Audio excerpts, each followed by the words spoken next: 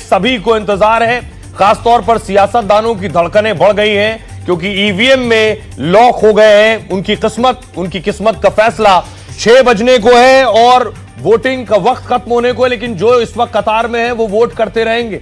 लेकिन voting percentage जो आ रहा है वो चौंकाने वाला है। जितने विश्लेषक हैं, जितने एक्सपर्ट्स हैं, वो अपने अपने हिसाब से इसे आंक रहे हैं। जो सियासतदान है वो अपने हिसाब से कैलकुलेट कर रहे हैं। बीजेपी कह रही इसलिए ज्यादा वोटिंग है। देखिए, अररिया जमुई में 67% से ज्यादा, पूर्वी पश्चिमी चंपारण में 69% से ज्यादा मतदान हुए। अररिया जमुई में 67.8% वोटिंग हुई है। ये अब तक का आंकड़ा है। सोचिए, जब 1 घंटे बाद पूरा आंकड़ा आएगा मतदान समाप्त होने के बाद, तो ये 70% क्रॉस कर जाएगा। इतनी ज्यादा वोटिंग बिहार में आज तक नहीं हुई। इतिहास में बिहार का वोटर वोट करने के लिए निकल रहा है। एक्सपर्ट्स अलग अलग वजह बता रहे हैं। बड़ी बात यह है कि पॉलिटिकल एनालिस्ट एसआईआर की बात कर रहे हैं, लेकिन सियासी नेता जो है वो कह रहे हैं, आरजेडी का कहना है बदलाव चाहते हैं इसलिए बम्पर वोटिंग हो रही है। बीजेपी एनडीए का कहना है दरअसल नीतीश कुमार के लिए वोट हो रहा है और जंगल राज को रोकने के लिए वोट हो रहा है। सबके अपने अपने अपने हिसाब से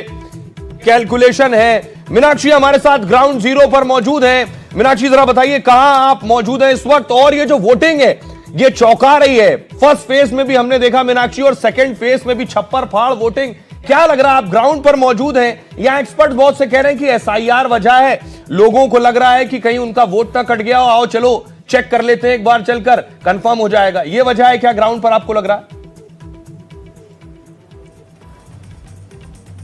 सोहेल, देखिए, जितना एक्साइटमेंट इस वक्त आप लोगों के पास स्टूडियो में है कि आखिर एग्जिट पोल के नतीजों में क्या आएगा और उसके बाद जो तस्वीर उभर कर आएगी, बिहार देखिए इस बार चौंकाने वाला है, इसमें कहीं कोई संशय नहीं है। मैं मधुबनी में इस वक्त मौजूद हूँ, मिथिला हाट में आप इस वक्त ये झील का किनारा इस वक्त देख रहे हैं, और पग पग पोखर माछ मखान जो पूरे मिथिलांचल क्षेत्र में कहावत प्रसिद्ध है। और इन सब के बीच आज मधुबनी की अगर मैं स्पेसिफिकली बात करूं तो 10 विधानसभा सीटें इस जिले में आती हैं, जिस पर एनडीए का दबदबा था। लेकिन जो शाम 5 बजे तक का वोटिंग का नंबर हमारे पास है 56% वोटिंग, हालांकि अभी हम जो फाइनल डेटा होगा उसका इंतजार करेंगे। लेकिन इन सबके बीच देखिए दो बातें, क्योंकि मैं डिस्कशन अभी थोड़ी देर पहले सुन रही थी, अभी एनडीए को लीड है या महागठबंधन को लीड है, लेकिन मैंने जितने क्षेत्रों में ट्रैवल किया है, मुझे कम से कम वोटर्स के बीच में नीतीश कुमार को हटाने की, कि उनको आउट थ्रो करना है सिंहासन से, ऐसा कोई कारण, कोई प्रोमिनेंट कारण या कोई प्रोमिनेंट लहर नहीं दिखाई दी। अब दूसरा विषय आता है महागठबंधन में तेजस्वी यादव को लेकर कि जो प्रोमिसेस वो कर रहे हैं, जो मौका वो मान रहे हैं, तो उनको भी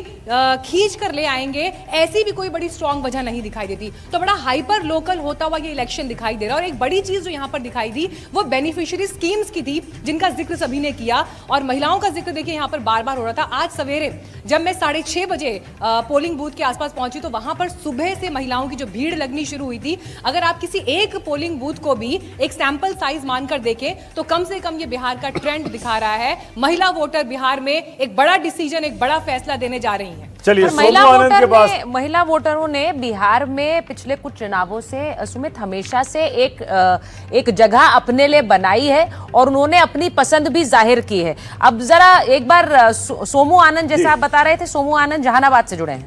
सोमू, वहां पे क्या अपडेट है? जहानाबाद में कैसी रही पोलिंग? देखिए, जहानाबाद भी उन जिलों में शुमार हुआ जहां पर अभी पिछले बार के मुकाबले बहुत ज्यादा पोलिंग हुई है। लेकिन मैं फिलहाल जिस बूथ के सामने खड़ा हूं, यहां पर, ये शहरी इलाका है, यहां पर पोलिंग कम हुई। ये सिर्फ एक बूथ मुझे मिला इस पूरे इलाके में। मैं नवादा के बाद हिसुआ और वारसलीगंज होते हुए यहां तक पहुंचा हूं, और इसमें पहला बूथ ऐसा मिला है जहां 50% से कम पोलिंग हुई है। लेकिन इस पूरे इलाके में शानदार पोलिंग हुई, नवादा में भी और इन तमाम इलाकों में। जहां भी मैं गया हूं वहां पर वोटरों की लंबी कतार देखने को मिली, बस सिर्फ एक बूथ को छोड़कर। अगर इस पूरे इलाके की बात करें तो पिछली बार इस पूरे इलाके में महागठबंधन ने अपनी बढ़त बनाई थी, और इसी वजह से पहले चरण में जब उनको बढ़त मिली थी पिछले बार के चुनाव 2020 के चुनाव में, और इसी वजह से वो ज्यादा सीट जीत पाए थे। इसलिए उनके सामने चुनौती इस बात की है कि वो उस बढ़त को बरकरार रख पाए। और वहीं पर एनडीए ने पूरा जोर लगाया है, कई तरह की खेमेबंदियां हुई हैं। इसी सीट पे इसके पास में घोसी की जो सीट है, वहां से ऋतुराज उम्मीदवार हैं, जो कि जो पूर्व सांसद अरुण कुमार के बेटे हैं, और उन्हें जदयू में शामिल कराया गया। हमने देखा कि किस तरह से जब भूमियार वोट बैंक खिसकने की पूरी बात सामने आने लगी तो फिर से उसकी कवायद की गई। तो ये सारे समीकरण इस पूरे इलाके में साधने की कोशिश दोनों ही गठबंधन कर रहा है। जो बम्पर वोटिंग की खबर अभी हम दिखा रहे हैं उसमें एक अपवाद बता रहे हैं सोमू, क्योंकि जहां वो मौजूद है वहां 50% से कम वोटिंग हुई है, तो ये भी एक अपवाद है। लेकिन जो बम्पर वोटिंग इस बार बिहार के चुनाव में हुई है, प्रियंका भारती जी भी जुड़ गई हैं हमारे साथ आरजेडी की तरफ से। प्रियंका जी, थोड़ी देर बाद ये जो 0-0 स्क्रीन पर दिख रहा है ये भरने लगेगा। मुझे ये बताइए, महागठबंधन और आरजेडी में कितने नंबर आप देख रही हैं यहां से भरते हुए? हम तो स्क्रीन आपका नहीं देख पा रहे हैं, लेकिन हमको जहां तक समझ आ रहा है कि बिहार में क्लीन स्वीप मारने जा रहे हैं। एनडीटीवी ही रिपोर्टिंग की है, न्यूज है जी। क्लीन स्वीप, बिल्कुल क्लीन स्वीप। एनडीटीवी ने ही रिपोर्टिंग किया है ना। 1995 में जब 61.69% वोटिंग हुआ था आरजेडी का दूसरा टर्म, 1990 में 62 हुआ, आरजेडी आई, कांग्रेस आई। 2000 में 62.57 हुआ, आरजेडी का तीसरा टर्म आया। इस बार तो आप वोटिंग देख ही नहीं है पैटर्न। पहला फेज 65% और अभी 5 बजे तक का जो मुझे आंकड़ा मिला है 67%। जब इतनी बम्पर वोटिंग हुई है तो इसका मतलब है ना बम्पर सरकार आ रही है, आरजेडी सरकार आ रही है। मेरे पीछे आपको विधान परिषद दिख रहा होगा, बगल में विधानसभा है, और जल्द आपको ये देखने को मिलेगा कि बिहार को सबसे युवा मुख्यमंत्री मिला है। तेजस्वी जी शपथ ले रहे होंगे और साथ ही साथ खाका दे रहे होंगे कि बिहार को कैसे बदलेंगे, हर घर नौकरी कैसे पहुंचाएंगे। पर उसके लिए जरूरी है प्रियंका जी कि आपके साथ साथ यानी आरजेडी के साथ साथ कांग्रेस की भी सीटें उसी तरह से बढ़ें, क्योंकि दोनों की सीटें बढ़ेंगी तब जाकर सरकार बनने का आंकड़ा होगा। आपको लग रहा है कांग्रेस की सीटें भी बढ़ रही?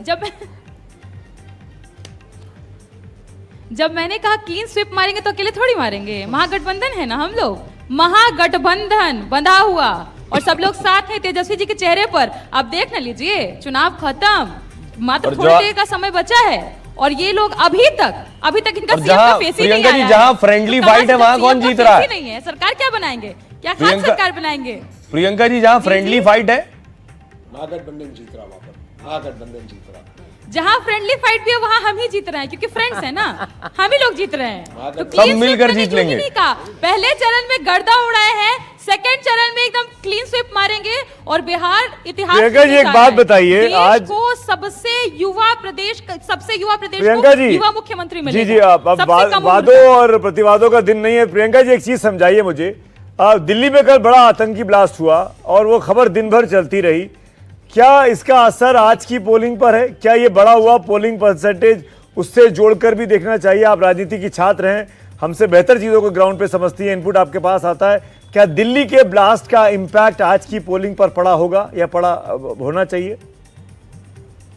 हाँ, लोग आक्रोशित हैं, लोग इस बात से आक्रोशित हैं कि हमारे देश के गृह मंत्री जी इतने खलिहर कैसे हो सकते हैं और पटना में क्यों पड़े रहे इतने दिन से। उनको क्या अपनी जिम्मेदारी नहीं निभानी चाहिए थी? सारी 208 टुकड़ियां जवानों की बिहार में ला दी गई, वो यहाँ उनकी इतनी व्यस्तता थी। क्या बिहार को खुला छोड़ देते ताकि वहां लूटपाट हो जाता? खड़ा है, कैसी बात कर रही है प्रियंका जी आप?